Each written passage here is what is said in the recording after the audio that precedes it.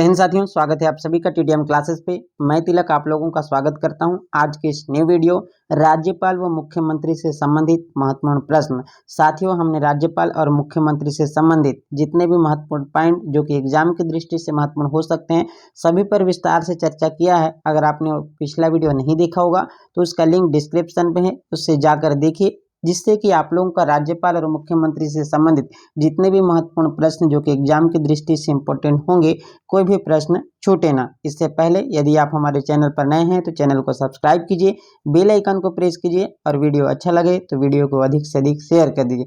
चलिए शुरुआत करते हैं। आज का पहला प्रश्न है, देखिए पहला प्रश्न आप लोगों के स्क्रीन के सामने है।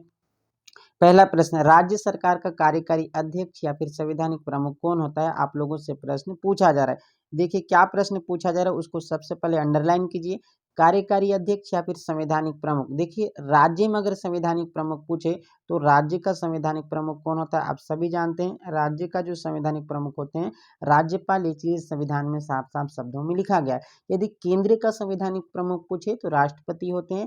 जिस प्रकार केंद्र का जो संवैधानिक प्रमुख राष्ट्रपति होते हैं, लेकिन वास्तविक प्रमुख पूछे तो प्रधानमंत्री होते हैं। उसी प्रकार अगर राज्य में वास्तविक प्रमुख पूछे तो कौन होंगे? मुख्यमंत्री होंगे, क्योंकि केंद्र में प्रधानमंत्री की तुलना राज्य में मुख्यमंत्री से की जाती है और केंद्र की राष्ट्रपति की तुलना राज्य में राज्यपाल से की जाती है। इतनी चीजें आप लोगों को ध्यान रखना है। क्लियर है?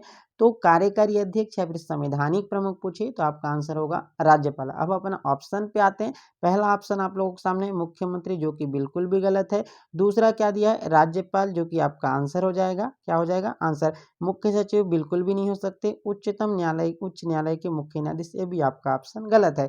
तो आपका आंसर हो जाएगा राज्यपाल, यानी कि राज्य सरकार का कार्यकारी अध्यक्ष या फिर जो संवैधानिक प्रमुख होते हैं वो गवर्नर होते हैं। क्लियर है? ये तो था साथियों आपके पहले प्रश्न का आंसर राज्यपाल, ऑप्शन नंबर बी।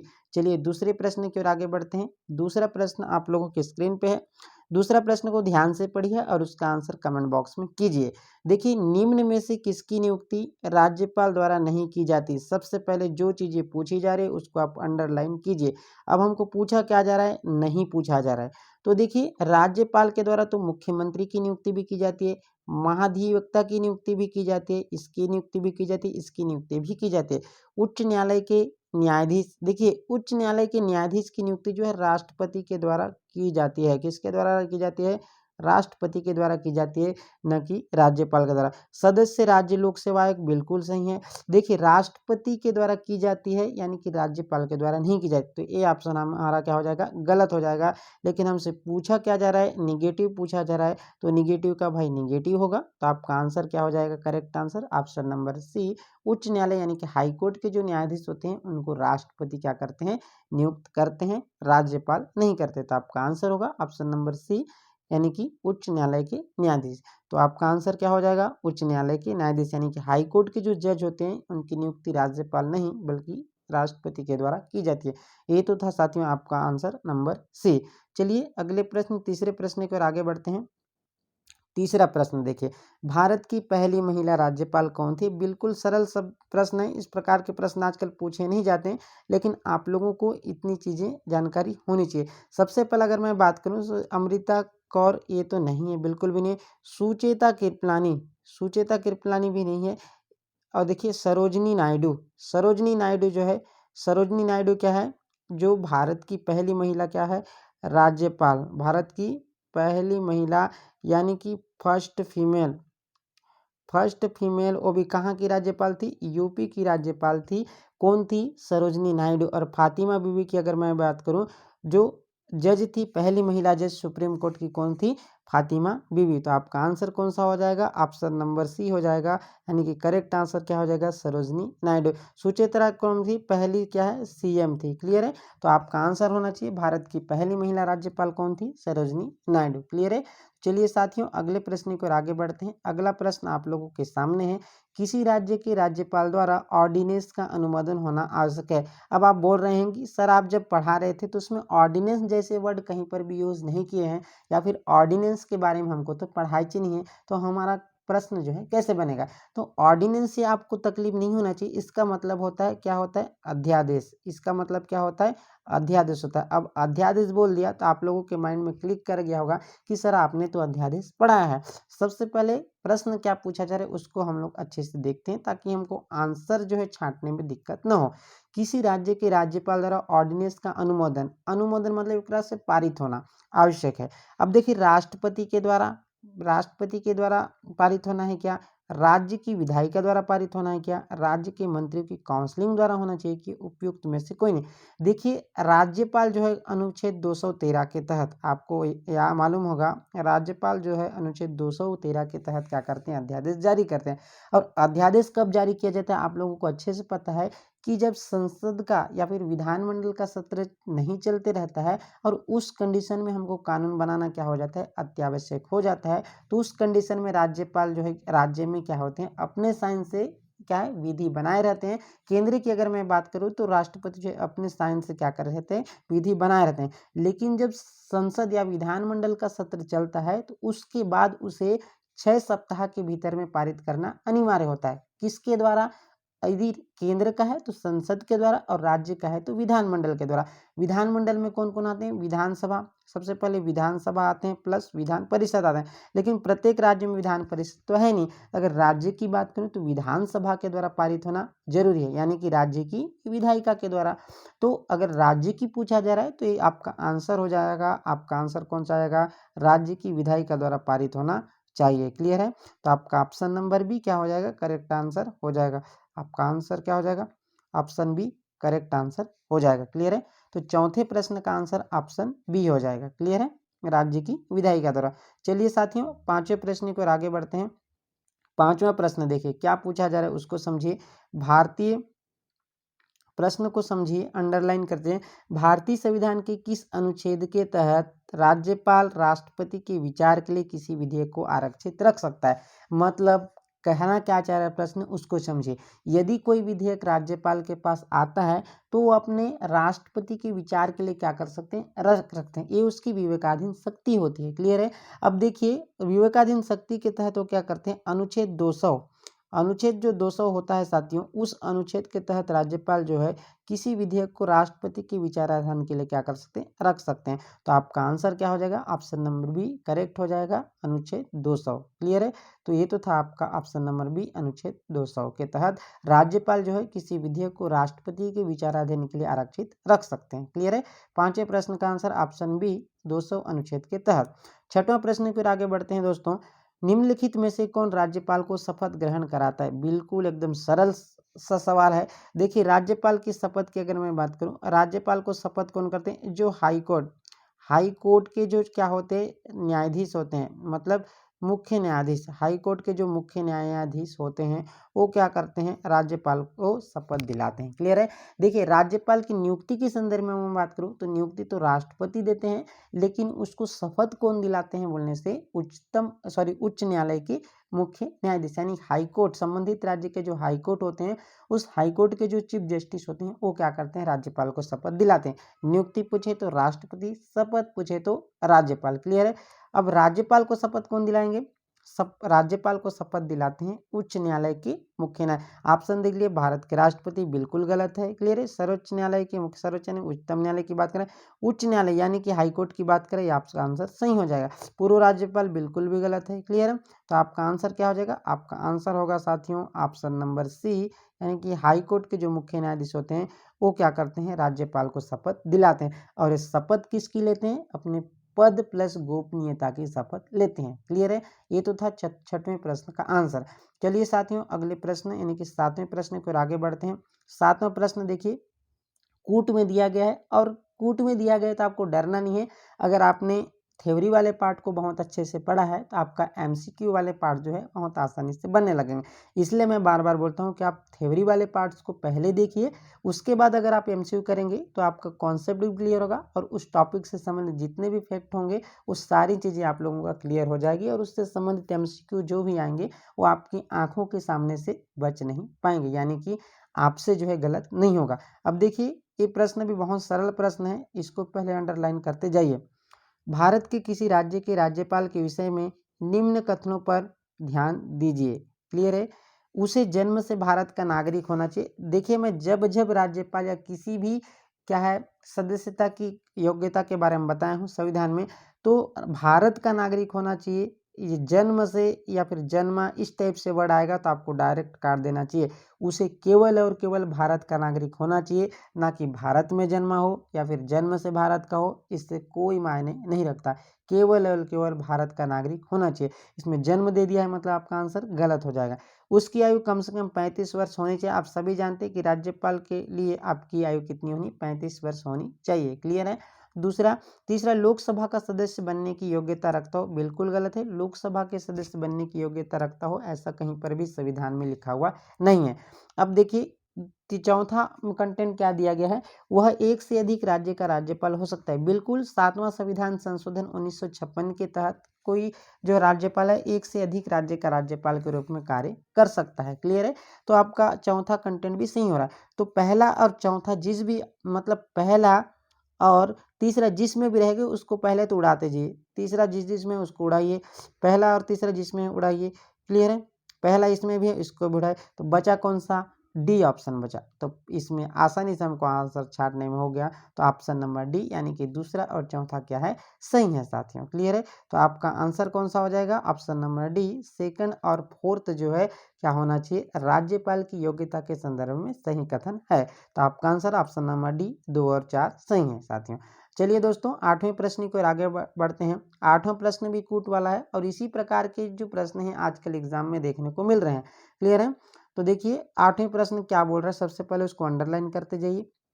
निम्नलिखित में से कौन से किसी राज्य के राज्यपाल को दी जाने वाली विवेकाधीन शक्तियां हैं, यानी कि राज्यपाल की कौन कौन सी विवेकाधीन शक्तियां हैं उससे संबंधित प्रावधान हमको दिया गया है और उन्हीं में से हमको आंसर छाटना है और नीचे जो कूट में दिए गए ऑप्शन है उसमें से हमको आंसर निकालना है साथियों। क्लियर है? भारत के राष्ट्रपति को राष्ट्रपति शासन अध्यारोपित करने के लिए रिपोर्ट भेजना। देखिए, भारत के जो राष्ट्रपति होते हैं उसको राष्ट्रपति शासन अध्यारोपित करने के लिए रिपोर्ट भेजने का काम किसका होता है, राज्यपाल को होता है। बिल्कुल सही कथन है। मंत्रियों को नियुक्त करना बिल्कुल भी नहीं है, मंत्रियों को नियुक्त करना उसकी विवेकाधीन शक्तियां नहीं है। वो तो मुख्यमंत्री नामों की लिस्ट भेजते हैं फिर उसको क्या करते हैं, उसको नियुक्ति करते हैं, लेकिन वो विवेकाधीन शक्तियों के तहत नहीं आता। क्लियर है? इसलिए कंटेंट हमारा गलत हो जाएगा। तीसरा कंटेंट दिया है, राज्य विधानमंडल द्वारा पारित कतिपय विधेयकों को राष्ट्रपति के विचार के लिए आरक्षित करना। देखिए, अभी जस्ट मैं बताया था कि अनुच्छेद 200 के तहत क्या करते हैं, राष्ट्रपति के विचार के लिए किसी विधेयक को राज्यपाल रख सकते हैं। तो ये बिल्कुल सही है। क्लियर है? तीसरा कंटेंट भी सही है। अब चौथा कंटेंट क्या बोला उसको ध्यान से पढ़ें। राज्य सरकार के कार्य संचालन के लिए नियम बनाना। अब देखिए, राज्य सरकार के लिए नियम बनाने का काम इसका नहीं होता, बिल्कुल भी गलत कथन है। तो हमारा पहला देखो, अब हमको क्या है, निगेटिव वाले को सबसे पहले उड़ाना है। दूसरा और चौथा जिस जिस भी ऑप्शन में रहेगा उसको हमको सबसे पहले उड़ाना है। इसमें दूसरा दिख रहा है, ये गलत हो रहा है। ठीक है?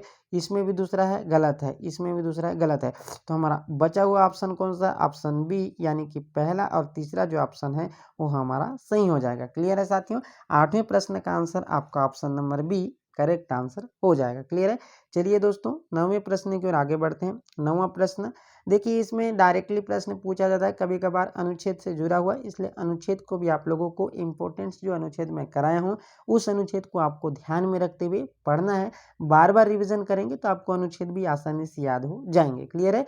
तो देखिए, डायरेक्टली अनुच्छेद पूछा है तो भारत की संविधान के कौन से अनुच्छेद के राज्यपाल की नियुक्ति संविधान के किस अनुच्छेद की थी? ये आप सभी जानते हैं कि अनुच्छेद नंबर 155 है, इसके तहत राज्यपाल की नियुक्ति जो है कौन करते हैं? राष्ट्रपति करते हैं। ये चीजें साफ साफ शब्दों में लिखी हुई है, तो आपका आंसर हो जाएगा 155। क्लियर है? चलिए 10वें प्रश्न की ओर आगे बढ़ते हैं। 10वां प्रश्न, भारतीय संविधान में निम्न में से किसके विरुद्ध महाभियोग की प्रावधान नहीं है? देखिए, अगर मैं महाभियोग की बात करूं, भारतीय संविधान का आर्टिकल 61 महाभियोग की प्रक्रिया से संबंधित प्रावधान का उल्लेख करता है। अब ये महाभियोग की प्रक्रिया किसके तहत राष्ट्रपति के खिलाफ लाई जाती है? क्लियर है? राष्ट्रपति के खिलाफ लाई जाती है। अब देखिए, राष्ट्रपति के खिलाफ बिल्कुल लाई जाती है, नहीं है पूछा है मतलब किसके खिलाफ नहीं लाया जा रहा है, इस ऑप्शन को हमको छांटना है। भारत के उपराष्ट्रपति के खिलाफ संकल्प लाया जाता है, ये भी एक प्रकार से उसी के जैसे होता है। भारत के मुख्य न्यायाधीश के खिलाफ, भारत के मुख्य न्यायाधीश के हटाने के खिलाफ भी इसी प्रकार का लाया जाता है, लेकिन भारत के जो राज्य के राज्यपाल होते हैं इसके खिलाफ नहीं आता, क्योंकि राष्ट्रपति के क्या होते हैं, राष्ट्रपति के क्या होते हैं, प्रसाद पर्यंत होते हैं। क्या होते हैं? प्रसाद पर्यंत होते हैं, यानी कि क्या होते हैं? इनको राष्ट्रपति जब तक चाहे अपने काम पर ले सकता है। इसलिए आपका आंसर क्या हो जाएगा? आपका आंसर हो जाएगा साथियों ऑप्शन नंबर डी, यानी कि राज्यपाल के विरुद्ध महाभियोग की प्रक्रिया का प्रावधान नहीं है। तो आपका आंसर कौन सा हो जाएगा? Option number D is the correct answer, यानी कि स्टेट के जो गवर्नर होते हैं उनके विरुद्ध महाभियोग की प्रक्रिया का प्रावधान कहीं पर भी नहीं है। तो ऑप्शन नंबर कौन सा हो गया? डी, राज्य के राज्यपाल। क्लियर है? चलिए साथियों 11वें प्रश्न की ओर आगे बढ़ते हैं। राज्यपाल किसके प्रति उत्तरदायी होता है? देखिए इस प्रकार के प्रश्न अक्सर एग्जाम में घुमाने के लिए आपको दिया जाएगा। उत्तरदायी मतलब किसके प्रति रिस्पॉन्सिबिलिटी होती है, ये पूछा जाए। अगर मैं मुख्यमंत्री की बात करूं तो मुख्यमंत्री किसके प्रति होते हैं? सबसे पहले तो वो राज्यपाल के प्रति होते हैं। मुख्यमंत्री किसके प्रति? राज्यपाल के प्रति होते हैं। और राज्यपाल किसके प्रति होते हैं?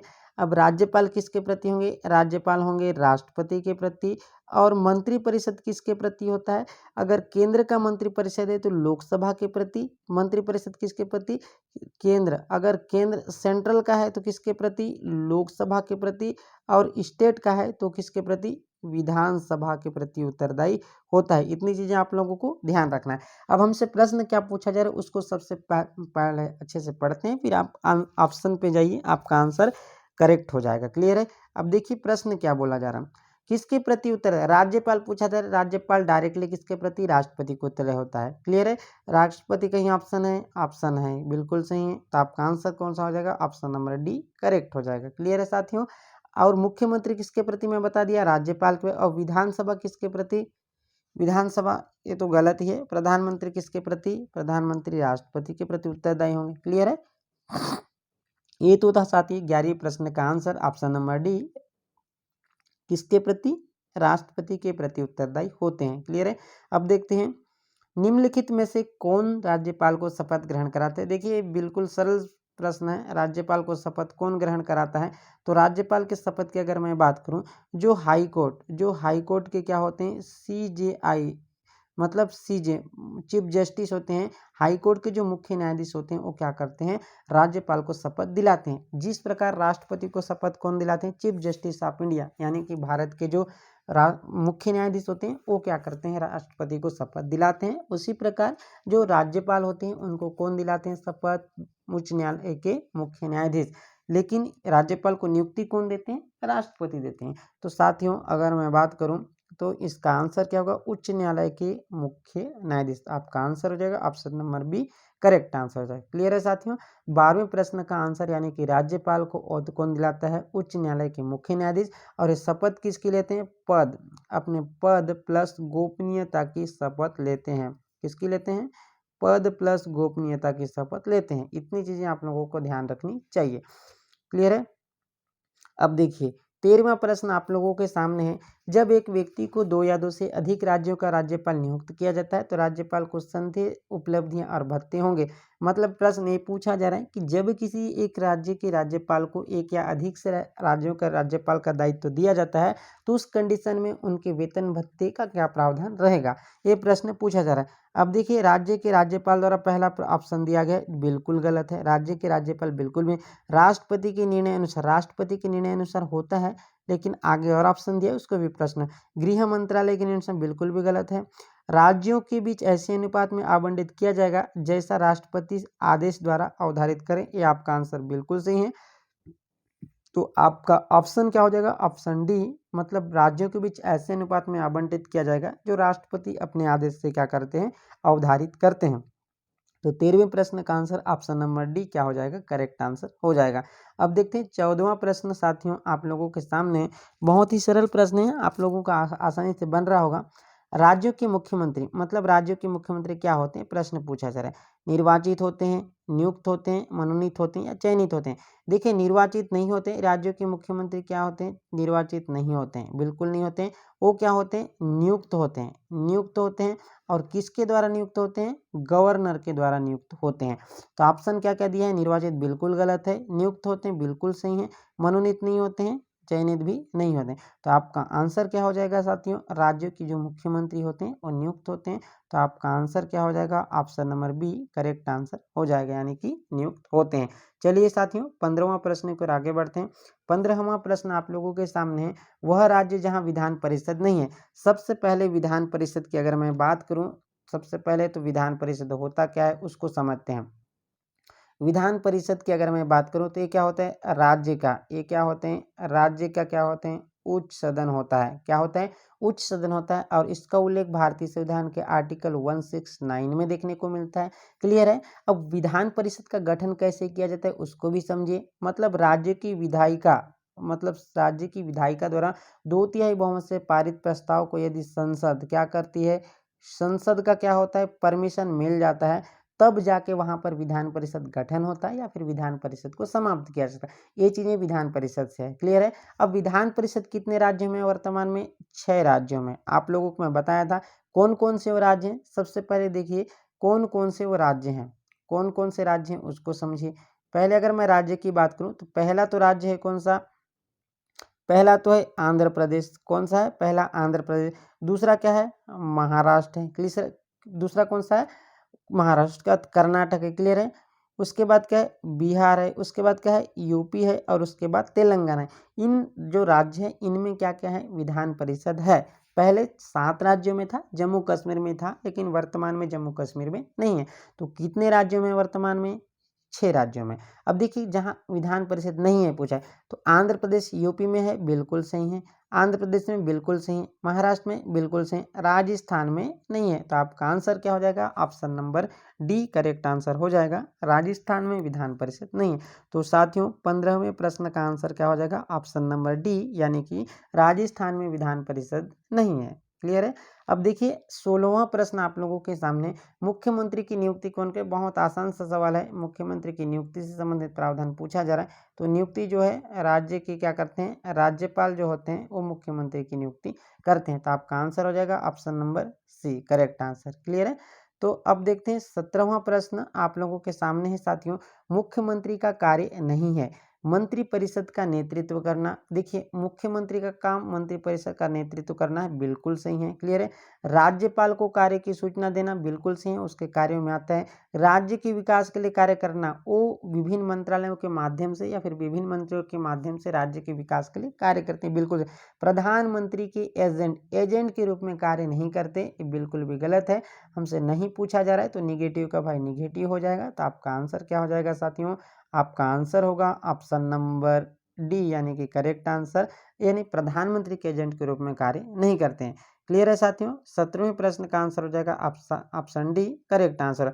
तो साथियों ये तो था आपका मुख्यमंत्री और राज्यपाल से संबंधित महत्वपूर्ण प्रश्न, जो कि आप एग्जाम के पर्सपेक्टिव से इंपॉर्टेंट हो सकते हैं। उन सभी प्रश्नों को लेकर मैं आपके सामने आया था और उम्मीद करता हूं कि आज के सेशन से आप लोगों को नए नए प्रश्न को अटेंड करने का मौका मिला होगा। अगर आपको ये सेशन अच्छा लगा होगा तो वीडियो को अधिक से अधिक क्या कर दीजिए, लाइक कर दीजिए। वीडियो को अधिक से अधिक लाइक कर दीजिए, शेयर कर दीजिए। और यदि चैनल पर हैं चैनल को सब्सक्राइब भी कर दिए, चैनल को सब्सक्राइब कीजिए और वीडियो को अधिक से अधिक शेयर कर दीजिए, ताकि आने वाले नए नए वीडियो की नोटिफिकेशन, आप बेल आइकन को प्रेस करेंगे तो आने वाले नए नए वीडियो की नोटिफिकेशन आप तक पहले पहुंचते रहेंगे और आप उस वीडियो को पहले देख पाएंगे। तो साथियों मिलते हैं एक नए टॉपिक के साथ में, आज के लिए इतना ही। मिलते हैं एक नए टॉपिक के साथ। Thank you.